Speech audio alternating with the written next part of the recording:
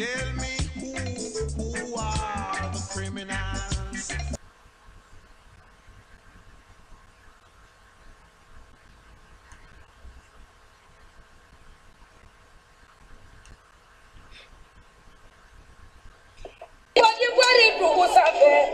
Le café politique, la tribune d'échange, était ce week-end à sa deuxième étape.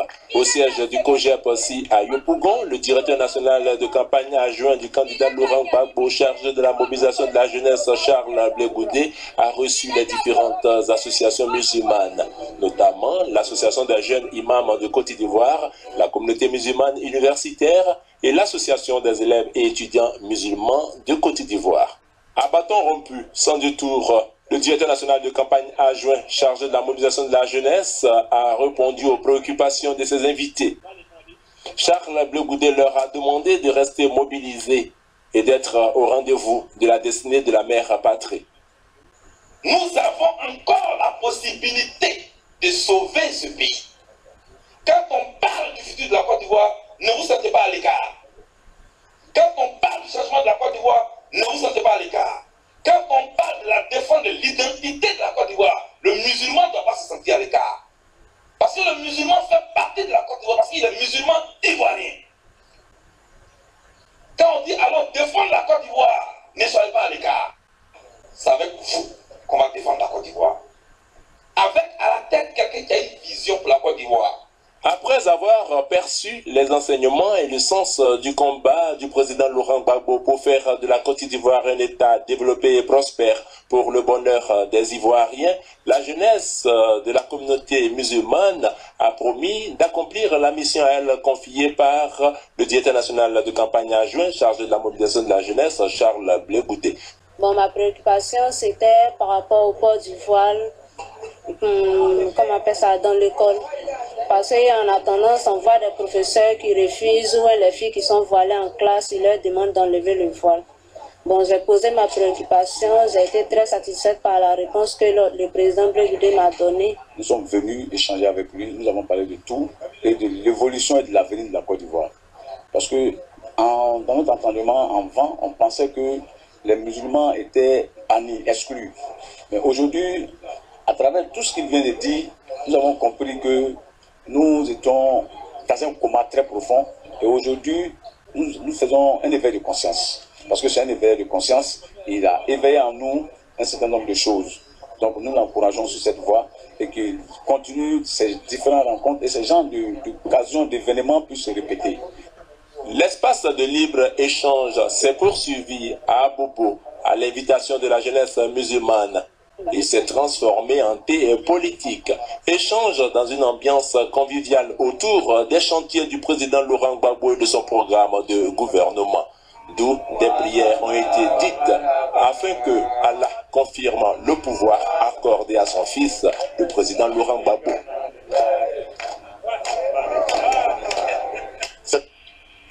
Encourager la cohésion communautaire à travers des opérations sociales, c'est un autre cheval de bataille du COGEP.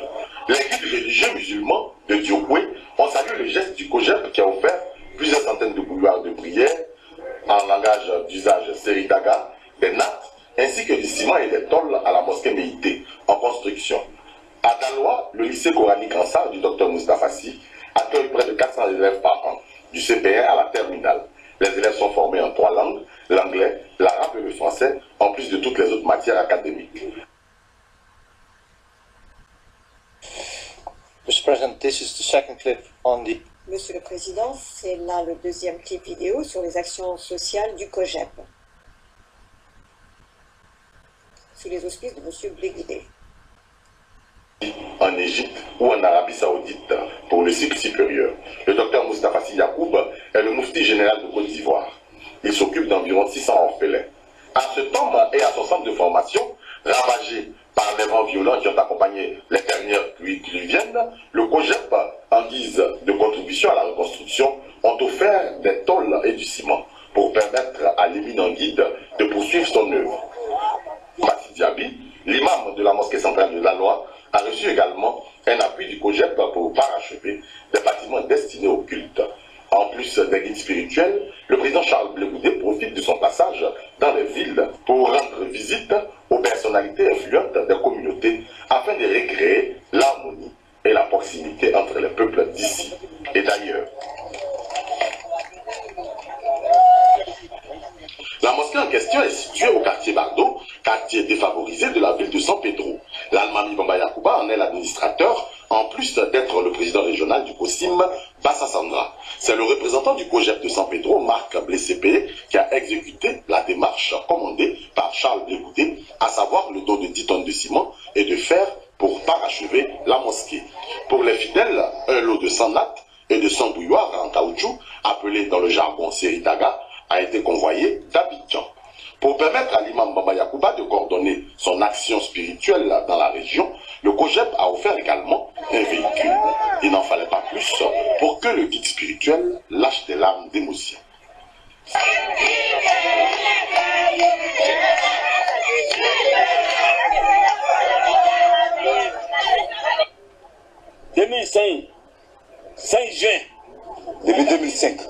Depuis 2005, le président Gbagbo n'a jamais oublié les musulmans. Le général Blé Goudé n'a jamais oublié les imams et les musulmans. Son petit frère qui est derrière lui, qui est blessé, a toujours pensé aux musulmans comme les grands frères. Aujourd'hui, lui n'a pas de pouvoir, c'est Dieu qui a pouvoir. Sa seule pouvoir, c'est le chapelet. Et ce qu'il a appris comme à l'école coranique au Mali, comme en Guinée et en Côte d'Ivoire, avec son village, avec son chapelet, c'est que son pouvoir il va le faire. Blé Goudé n'est pas musulman, il est chrétien, mais le COGEP aujourd'hui a deux objectifs. Il y a les objectifs politiques et les objectifs sociaux. Puisque nous recherchons la cohésion sociale, nous sommes en train de fouiller. Là où il y a beaucoup d'hommes, il faut faire en sorte pour que ces hommes-là vivent en paix et en bonne harmonie.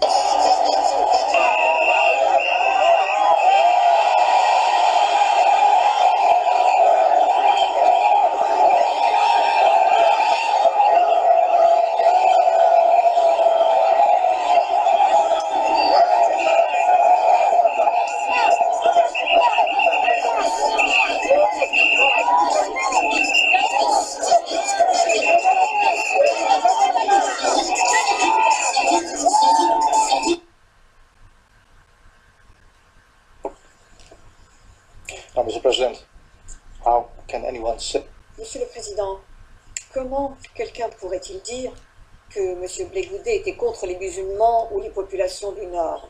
Je voudrais brièvement vous parler de témoins dont l'accusation n'a pas parlé hier dans son discours d'ouverture et qui réfutent cette théorie. Les témoins que nous envisageons d'appeler, eh bien, il y a un témoin qui est un témoin de la défense, le témoin D9, une personne qui connaissait Charles Blé Goudé depuis 1997 et qui a été auditionné par la défense en août 2014.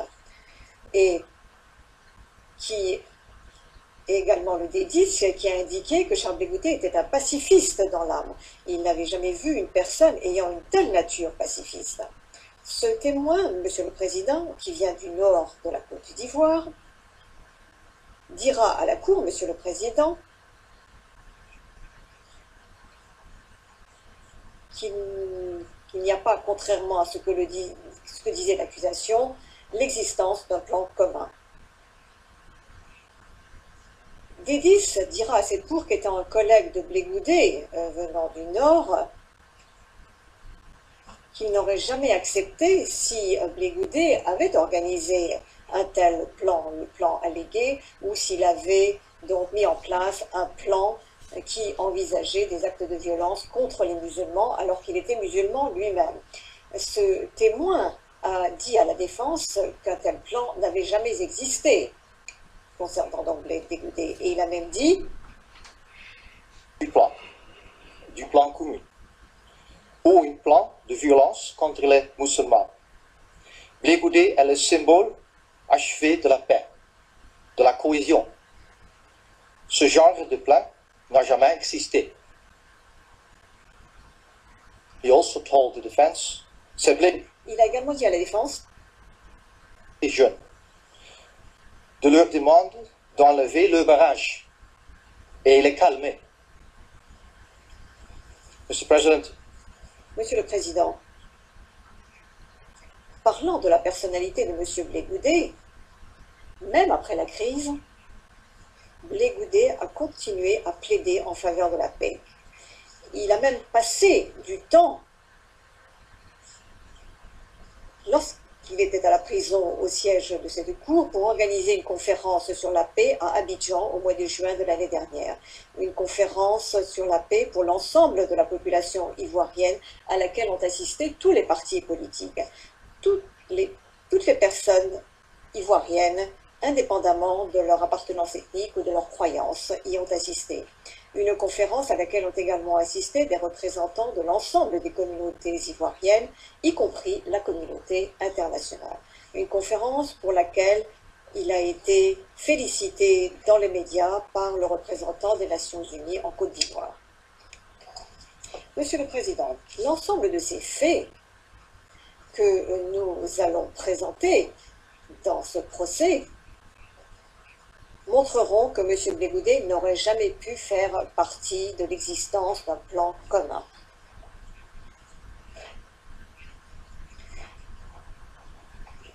Ni n'aurait pu participer à un tel plan. Et les éléments de preuve montreront, Monsieur le Président, qu'il n'y avait pas de plan commun créé en 2001 et s'étendant jusqu'en 2011. Et s'il y en avait eu un, nous démontrerons qu'il avait été conçu par les forces de M. Ouattara pour renverser le gouvernement de M. Gbagbo. L'accusation a affirmé que le dit registre de la résidence présidentielle, auquel il est fait allusion dans sa déclaration d'ouverture, montre que M. Blé Goudet et M. Gbagbo étaient, et je cite, en contact permanent lors de la période concernée. L'accusation aurait apparemment laissé entendre que ce registre montrerait l'existence d'un entourage immédiat. Mais, Monsieur le Président, quels sont les faits dans la réalité? La réalité des faits montreront que le nom de M. Charles Blé Goudet n'est mentionné que 18 fois sur une durée de 106 jours, soit 4 mois, dans le cadre des charges, c'est-à-dire de novembre 2010 à avril 2011. Je vais maintenant demander au greffier d'audience de nous montrer un tableau, non pas pour le public, mais essentiellement pour les parties, les participants et les juges. C'est un tableau qui est un extrait d'un registre présidentiel et qui pourrait peut-être révéler certaines informations d'ordre confidentiel.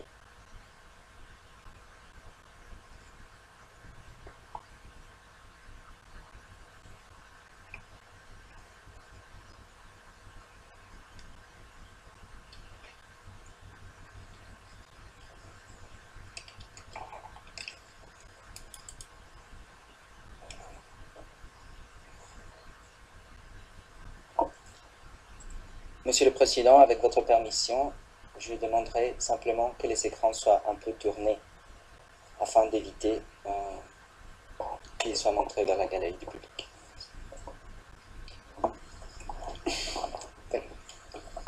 We have a too modern courtroom. Le Président, nous avons un traitoire trop moderne, une technologie trop moderne, et c'est là notre problème.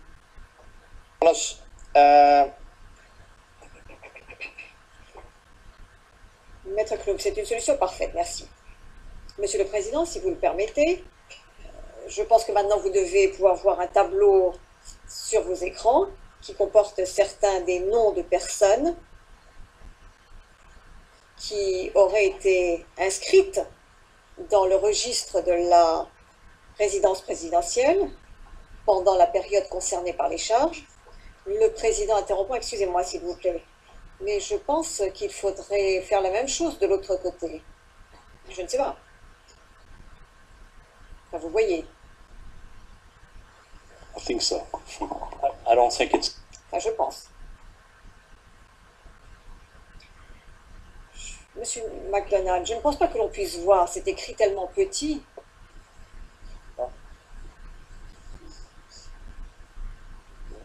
Le président, bien. Monsieur McDonald, merci. Monsieur Knoops, vous pouvez voir? Maître Knoops, Madame, Messieurs les juges, est-ce que vous avez cela à l'écran devant vous? Bien. Vous voyez à gauche, Monsieur le Président, le nom de plusieurs personnes et à droite, le nombre de références dans le registre. Et vous remarquerez que lorsque vous regardez la colonne de gauche, seules 3 personnes parmi celles mentionnées ici apparaissent dans le mémoire préliminaire de l'accusation comme faisant partie de ce qui est allégué comme étant l'entourage immédiat. Et vous voyez donc le nom de M. Blé-Goudet et la 3e personne à partir du bas qui est mentionnée donc 18 fois. Ces 18 saisies ont également été citées dans la décision de la confirmation des charges de la Chambre préliminaire, dans la note en bas de page 270. Et nous vous montrerons qu'aucune conclusion probante ne peut être tirée de ces simples chiffres. Et Monsieur le Président, comme vous l'avez à juste titre dit au début de ce procès, que sont les chiffres ? Que sont les nombres lorsqu'il n'y a pas de contexte, lorsqu'il n'y a pas de référence?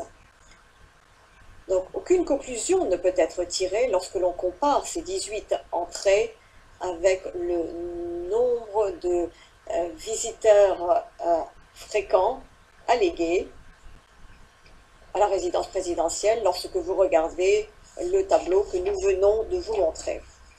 Nous prouverons également lors du procès, Monsieur le Président, que ce chiffre de 18 visites de M. Blé-Goudet ne peuvent permettre de tirer des déductions, car ce sont simplement des déductions de l'accusation, permettant d'indiquer que M. Blé-Goudet faisait partie d'un dit entourage d'intime ou était un membre important du dit cercle ou entourage immédiat allégué de M. Blé-Goudet, comme le laisse suggérer l'accusation à la page 73, ligne 12 de la transcription. Monsieur le Président, jeudi, lorsque l'accusation a entamé son discours d'ouverture, l'accusation a parlé des visites au palais présidentiel qui se sont déroulées le 1er décembre 2010. D'après le récit de l'accusation, ce jour-là, M. Gbagbo a reçu des membres de son dit entourage immédiat. Cependant, si l'on regarde de près ce registre, on constate ce qui suit. M. Soro et son officier principal, M. Watao, étaient présents de 20h06 à 20h34. L'ambassadeur français et M. Choi étaient présents entre 17h04 et 18h24. M. Nuncio, l'archevêque diplomate du Vatican, était présent de 16h02 à 17h43. Bien, Monsieur le Président, cet exemple, ce simple exemple, réfute la thèse de l'accusation, à savoir que les saisies dans ce registre, sans aucun contexte, concernent toute l'existence d'un dit plan commun ou d'un entourage immédiat, à moins que la Cour n'accepte ou que l'accusation n'accepte également que M. Soro, M. Watao, l'ambassadeur français, M. Choi et M. Nuncio, qui est l'archevêque diplomate du Vatican, en faisaient également partie de ce cercle, de cet entourage immédiat. Le président, je vais vous corriger si vous le permettez, ce n'est pas M. Nuncio, mais le nonce apostolique. Monsieur Knoops, excusez-moi, Monsieur le Président, c'est l'avantage que vous avez en tant que président italien dans cette cour. Merci beaucoup. Monsieur le Président, juste pour vous montrer que sans contexte aucun, la Cour ne peut tirer de conclusion de ce registre. Que sont les chiffres en fait, comme nous l'avions dit? La Cour a remarqué, Monsieur le Président, que l'accusation n'a pas présenté à la Chambre une image complète des faits. Au fur et à mesure que se déroulera le procès, il apparaîtra clairement à la Cour que l'accusation n'a pas produit de registre pour la période 2001 à 2010, période qui précède la crise post-électorale pendant laquelle, comme le dit l'accusation dans sa thèse, un plan commun aurait été concocté et aurait été conçu.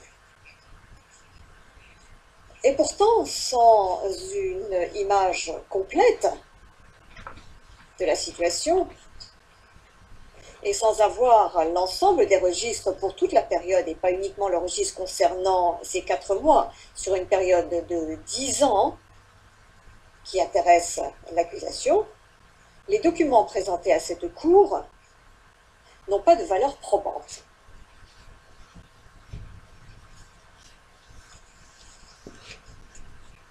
Nous présenterons, Monsieur le Président, des éléments de preuve dans cette affaire montrant qu'il n'y a jamais eu de plan commun de conçu.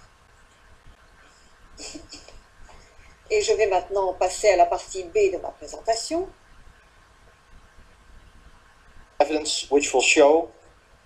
Des éléments de preuve qui montreront le contraire de ce qui a été allégué par l'accusation dans sa théorie. Les actions de M. Blé-Goudet qui vont bien à l'encontre d'un plan commun, et nous illustrerons cela par 2 faits. Tout d'abord, nous vous montrerons que M. Blé-Goudet, tout au long de la période concernée, et également avant les événements, a entrepris des actions pour mettre un terme à la violence. Et deuxièmement, nous vous montrerons que ces discours étaient tout sauf de l'incitation à la haine. Et nous allons très brièvement maintenant passer au premier point, les actions de M. Blé-Goudet pour mettre un terme à la violence. Nous montrerons des éléments de preuve qui non seulement saperont la théorie de l'accusation, mais qui seront totalement contradictoires. Et la première contradiction sera démontrée par des éléments de preuve qui montrent M. Blé-Goudet entreprenant des actions pour mettre un terme à la violence. Un de nos témoins, le D10, attestera de cela et montrera que le seul rôle joué par M. Blé-Goudet dans la crise a été d'inciter les jeunes à aller vers la seule institution démocratique autorisée à défendre un pays en conformité avec la loi et l'ordre, à savoir l'armée. Pourquoi est-ce que M. Blé-Goudet a demandé à la jeunesse de se tourner vers l'armée? Pourquoi l'a-t-il fait? Pourquoi s'est-il occupé de cela? Pourquoi est-ce qu'un civil comme M. Blé-Goudet a pu faire cette suggestion? Monsieur le Président, nous montrerons, grâce aux preuves apportées par le témoin qui a dit à la défense en décembre, pour éviter que les jeunes prennent des armes eux-mêmes dans les quartiers. Et donc, c'est à une mobilisation pour les empêcher d'être tentés de prendre les armes dans les quartiers. This is what witness D10. C'est là ce que le témoin D10 nous a dit concernant les motivations et les intentions réelles de M. Blé-Goudet dans le cadre de son appel aux jeunes, les incitant à s'enrôler dans l'armée. Il ne cherchait pas à ouvrir la voie à la violence, il essayait au contraire de réduire et de diminuer la violence. Et que valent les images sans le contexte? Les images peuvent nous tromper lorsqu'elles ne sont pas resituées dans le bon contexte. Et ce que le témoin D10 montrera devant cette cour montrera que la théorie de l'accusation est loin d'être crédible. Monsieur et Madame le juge, vous verrez dans la présentation des moyens de la défense, vous entendrez le témoin D10 dans ce prétoire, lorsqu'il nous a dit en août 2014 que M. Blé-Goudet n'était pas capable d'organiser les réunions dont il est accusé, et qu'il n'avait pas non plus de sentiment de discrimination à l'encontre des musulmans ou des Ivoiriens du Nord.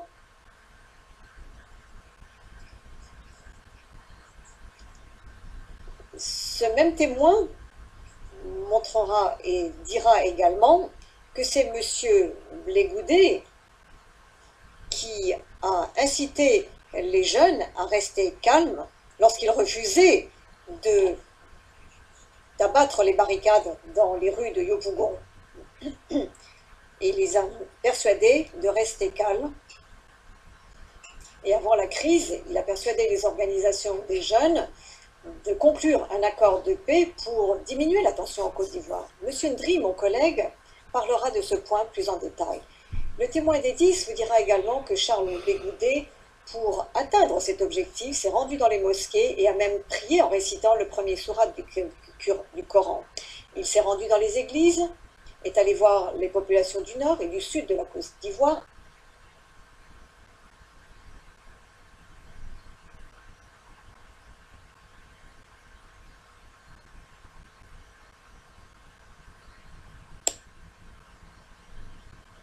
Des 10, c'est là encore M. Charles Blé-Goudé qui a demandé aux jeunes de ne pas répondre à la violence par la violence et de ne pas prendre de risque de provoquer une guerre ethnique ou tribale qui était l'objectif du RDR.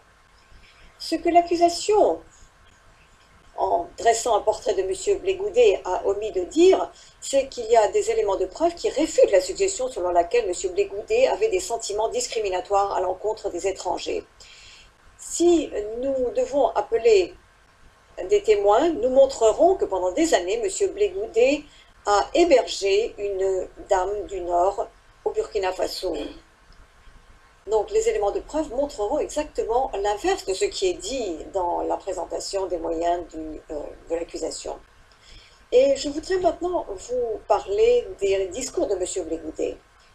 L'accusation affirme que l'objectif de M. Blé-Goudé était d'inciter à la haine en utilisant une rhétorique violente et des discours de haine. Il y a une différence importante, Monsieur le Président, entre quelqu'un qui utilise ses capacités et ses compétences rhétoriques pour appeler à la libération par rapport aux menaces qui mettent en danger les institutions démocratiques d'un État, et l'utilisation de sa propre rhétorique pour prendre le pouvoir et contrôler la situation. L'accusation l'accusation veut que vous croyiez que M. Blé-Goudé s'est comporté de cette façon. Ceci est très éloigné de la vérité. De nombreux exemples attesteront de cela pendant le procès. L'un d'entre eux vous a été présenté en introduction, c'était le premier clip vidéo. Un deuxième exemple est le discours de Charles Blé-Goudé en rapport avec un deuxième événement qui vous montrera également qu'il y a une grande différence, comme le montreront les éléments de preuve, entre l'opposition passive envers les forces des Nations Unies présentes en Côte d'Ivoire, qui ont soutenu les forces rebelles dans le renversement des institutions démocratiques dans un pays, et qui n'appellent pas à l'utilisation de la force, mais à une opposition passive d'un côté, et lance également, et de l'autre côté également, l'appel à la guerre. L'accusation veut que vous croyiez ce dernier point, et nous vous montrerons que cela est très proche d'un aveuglement volontaire, pour reprendre les termes de Reuben Carter. Le véritable contexte, comme le montreront les éléments de preuve, prouveront que Charles Blé-Goudé était parfaitement cohérent dans ses déclarations en disant que la Côte d'Ivoire ne devrait jamais tomber dans le piège de la guerre civile. Et c'est là ce que les éléments de preuve vous montreront réellement. Vous remarquerez également, en digérant le discours du baron relatif à ce deuxième événement,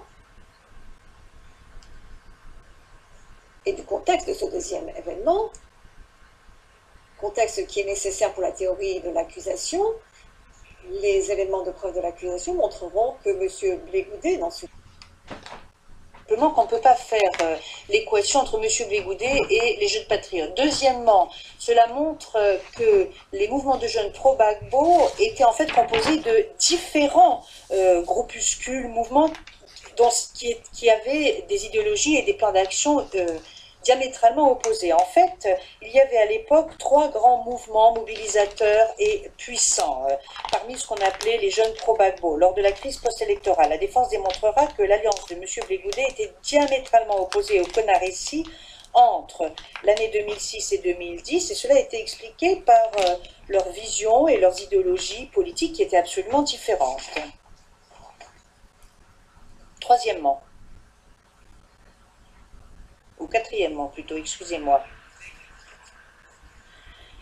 Alors, ces groupes étaient peu structurés, étaient pluralistes, étaient très hétérogènes. À cela, il faut ajouter les rivalités et les luttes de pouvoir entre ces différents groupes, ce qui fait qu'il ne pouvait pas y avoir un seul et même dirigeant. Monsieur le Président, nous allons vous montrer qu'il y avait plus que de la rivalité qui les opposait, comme l'a indiqué le bureau du procureur, car c'était un ensemble convulsif et instable de groupes qui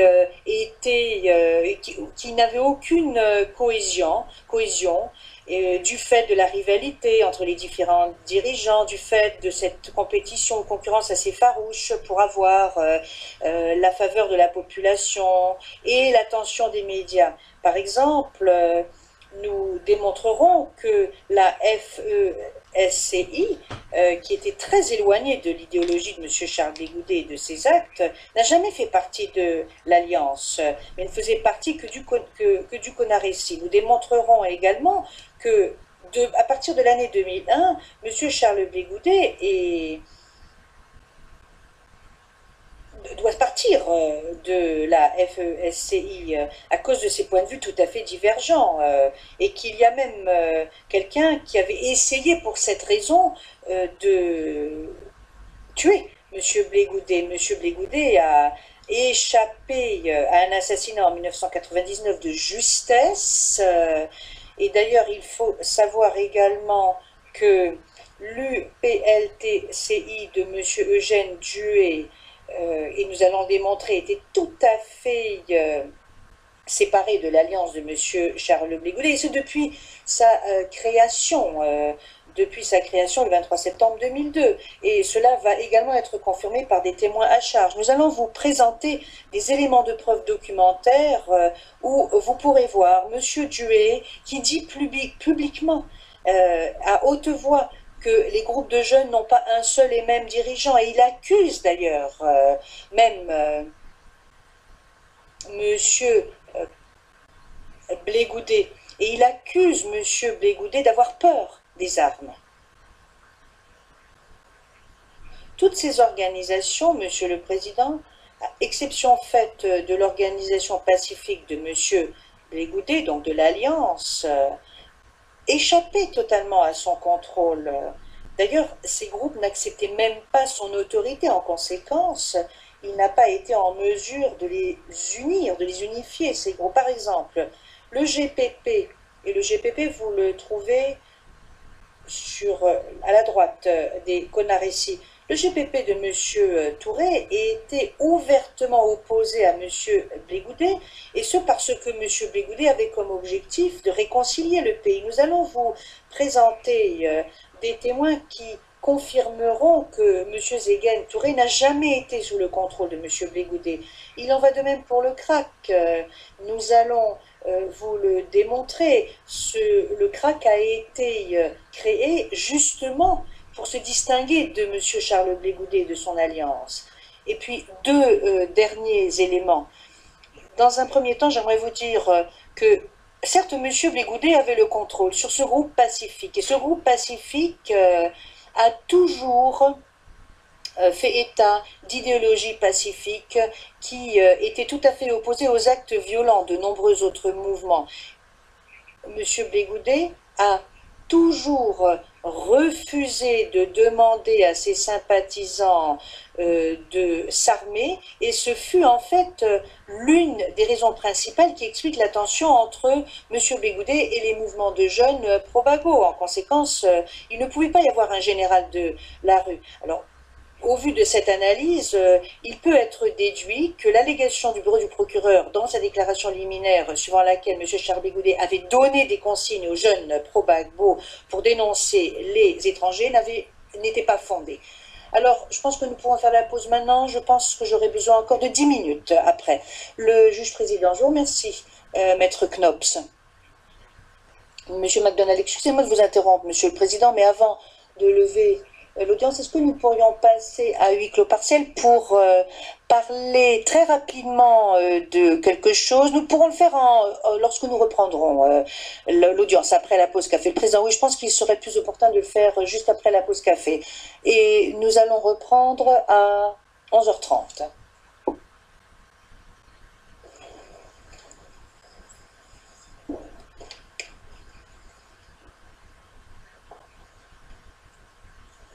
I said everybody's talking about crime. Tell